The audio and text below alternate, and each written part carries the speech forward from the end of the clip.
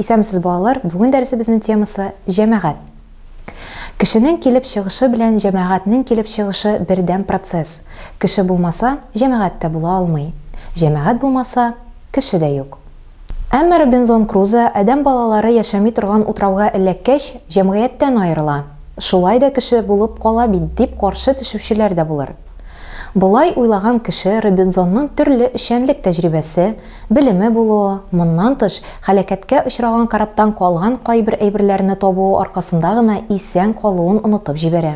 Белемнәр дә, хезмәт күнекмәләре дә, әйберләр дә җәмгыятьнеке. Хайваннар аркасында үскән балаларның берсенең дә белеме дә, хезмәт күнекмәләре дә булмавын, кешеләр җәмгыятендә җитештерелгән әйберләрдән файдалана белмәвен искә төшерегез. Җәмгыять дип без нәрсәне атыйбыз?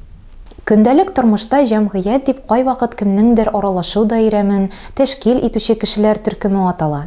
Кешеләр нинди дә булса эшчәнлек алып бару өчен төзелгән ирекле берләшмәләрне шулай ук җәмгыять диләр. Китап сөюче җәмгыяте, Кызыл Хаҗ җәмгыяте һәм башкалар. Фәндә җәмгыять дип дөньяның табигатьнең аерылып торган өлешен атыйлар. Киңрәк мәгънәсендә бу бөтен кешелек. Җәмгыять җирдә хәзерге вакытта яшәүче кешеләрне генә кулачлап калмый, җәмгыять туктаусыз үсүче буларак күз алына. Димәк, аның хәзергесе белән бер рәттән үткәне дә, киләчәге дә бар.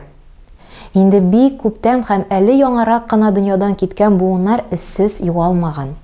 Алар шәһәр һәм авыллар салган, техника булдырган, төрле оешмалар төзелгән. Хәзер яшәүчеләре алардан мираска тел, фән, мәдәният, эш күнемәләре алган. Әгәр шулай да булмаса, һәр яңа буын үз яшәешен таш булта уйлап табудан башлар иде.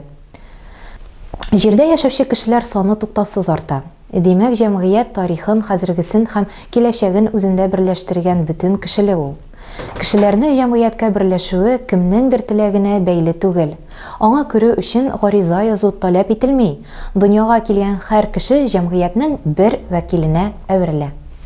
Борынгы заманнарда галимнәр җәмгыятьне аерым кешеләр тупланмасы буларак күз алганнар. Әмма һәр кеше эшчәнлек барышында башка кешеләр белән хезмәттәшлек итә. Алар белән күп төрле бәйләнешләргә һәм мөнәсәбәтләргә керә. Кешеләр эшчәнлеге катлаулына барган саен, алар арасындагы бәйләнешләрнең дә төрләрендә булуын тарих фәне курсында сез беләсез инде. Уртак эшчәнлек барышында кешеләр арасында хасил булган бәйләнешләр һәм мөнәсәбәтләр җыелмасы җәмгыять дип атала.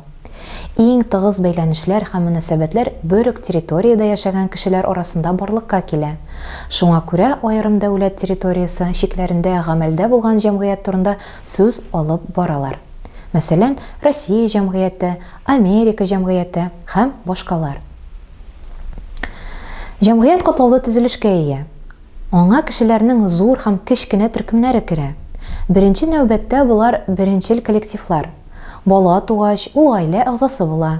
Бу коллектив.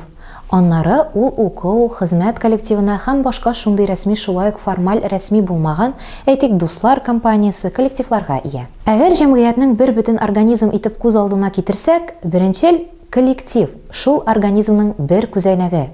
Кешеләр зур төркемнәрдә төзи, аларга берникадәр гомуми сыйфатлар хас. Борынгы һәм урта гасыр җәмгыятьләрендә куллар, кул биләүчеләр, крестьяннар, һөнәрчеләр һәм башкалар иҗтимагый төркемнәр булуын, халыклар һәм аннары милләтләр оешын сез беләсез. Җәмгыять үскән саен аерым шәхесләр арасында гына түгел, кешеләрнең төрле зур һәм кечкенә төркемнәре арасында да хезмәттәшлек һәм үзара мөнәсәбәтләр катлаулына бара. Эшчәнлек алып барганда кешеләр үзара бәйләнешләргә һәм үзара мөнәсәбәтләргә керәләр. Булар иҗтимагый мөнәсәбәтләр дип атала. Һәр кеше нинди дә булса иҗтимагый төркемгә керә. Теге яисә бу милләт вәкиле берничә коллектив әгъзасы була һәм ул гамәлдәге иҗтимагый мөнәсәбәтләрдә зарури катнаша. Бу мөнәсәбәтләр җәмгыятькә хас сыйфат. Үсеш барышында иҗтимагый мөнәсәбәтләр үзгәреш кичерә. Җәмгыять та үзгәрә. Борынгы Греция һәм борынгы Рим җәмгыятьләренең борынгы община строеннан, капитализмның феодализмнан аерылып торуы сезгә мәгълүм. Бу үзгәрешләр яңа техника һәм хуҗалык эшчәнлегендә яңа ысуллар барлыкка килү, җитештерү барышында кешеләр арасындагы мөнәсәбәтләр бүтән рәвеш алуы, төрле иҗтимагый төркемнәрнең дәүләт хакимиятенә карашы алмашуны, аларның аң үсеше башка юнәлеш алу белән бәйле була. Җәмгыять тормышының төп өлкәләре. Җәмгыятьнең 4 өлкәгә яисә даирәгә бүлергә мөмкин. Өлкә һәм даирә төшенчәләре биредә гомумән җәмгыятьнең кайбер кисәләрен аерып күрсәтергә мөмкинлек бирә. Бу кисәкләрнең һәрберсенә җәмгыять тормышында нинди урын тотулары һәм нинди роль уйналарына карап берләштерелгән элементлар һәм мөнәсәбәтләр кертеп карала. Схема рәвешендә моны түбәндәгечә күз алырга мөмкин. Балалар, экранга карагыз һәм схеманы карагыз. Әйдәгез, әйтеп китик. Иктисад өлкәсе, социаль өлкә, сәясәт өлкәсе һәм рухи өлкә. Башка өлкәләр күпчелек иктисад өлкәсенә бәйләнгән. Аңа сәнәгать һәм хуҗалыгы җитештерүе, транспорт һәм хезмәт күрсәтү тармаклары керә. Иктисад өлкәсе җитештерү, бүлү, алмашу, файдалануны тәэмин итә торган икътисади мөнәсәбәтләрдән тора. Социаль өлкәгә катлаулар һәм сыйныфлар, сыйныфый мөнәсәбәтләр, милләтләр һәм милли мөнәсәбәтләр, гаилә көнкүреш мөнәсәбәтләре, тәрбия бирү, медицина ярдәме күрсәтү, ял учрежденияләре керә.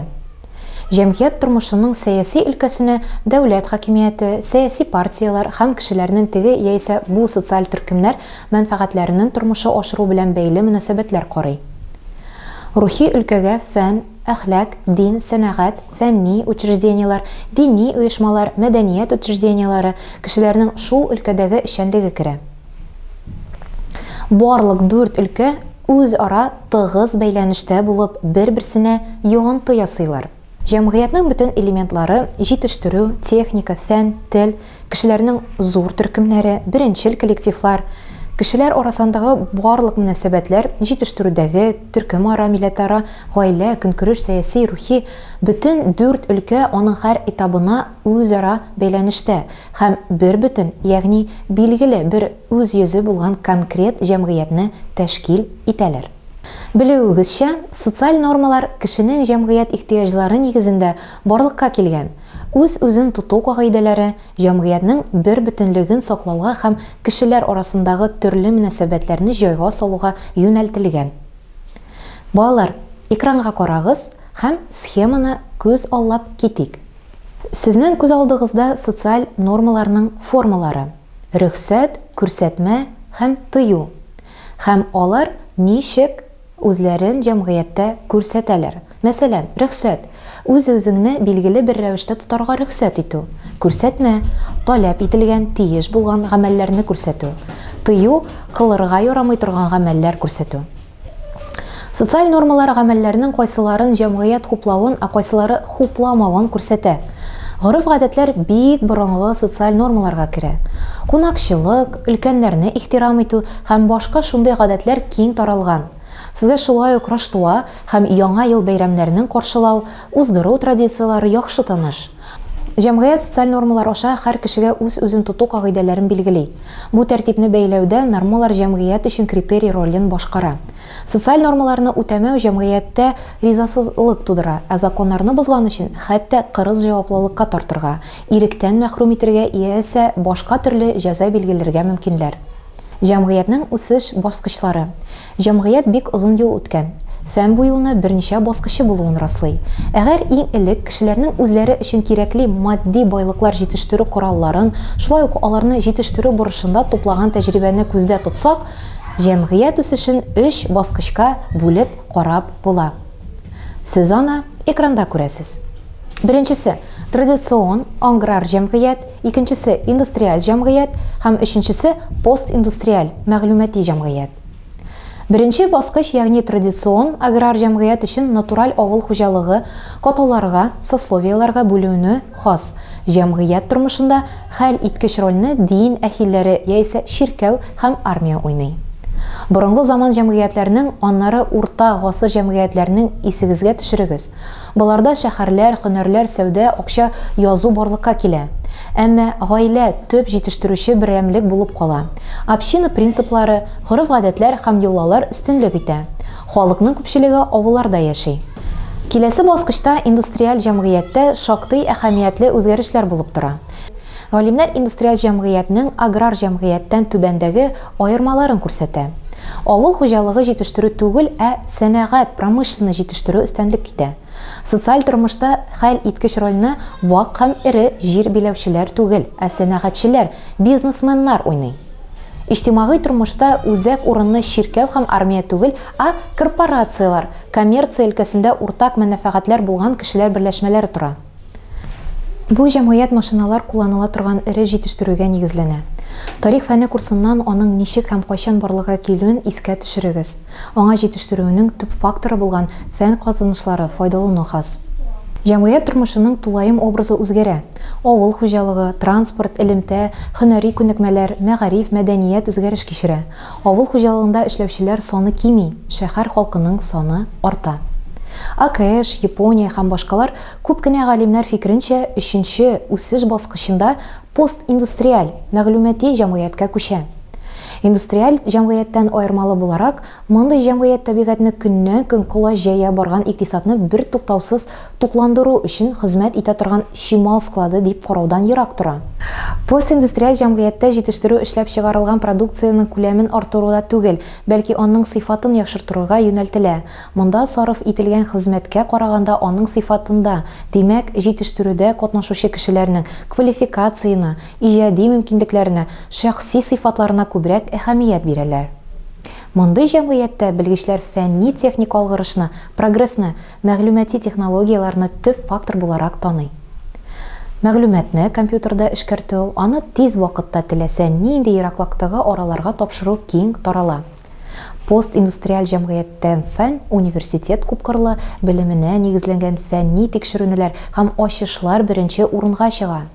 Белем, мәгълүмат кешенең тормышында эшчәнлегендә бик зур әһәмият уйный. Икътисад хезмәт күрсәтү өлкәсе товар җитештерүдән өстенрәк була.